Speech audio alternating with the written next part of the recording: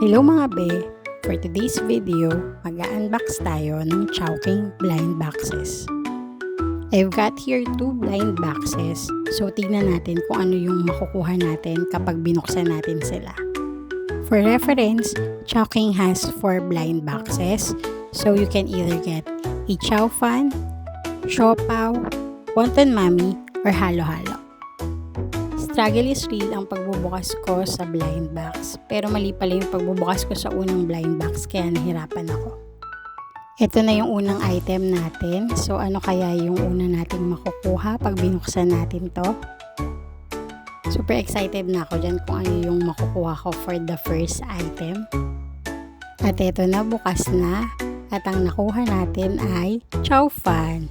So sobrang cute nung Chow Fan kaya tuwa ako dyan. Ano naman kaya yung makukuha natin for the other box? So, I'm hoping na hindi doble yung makuha ko kasi meron ako nakikitang mga post na bumili sila ng 4 na boxes pero pare-pareho yung mga nakuha nila.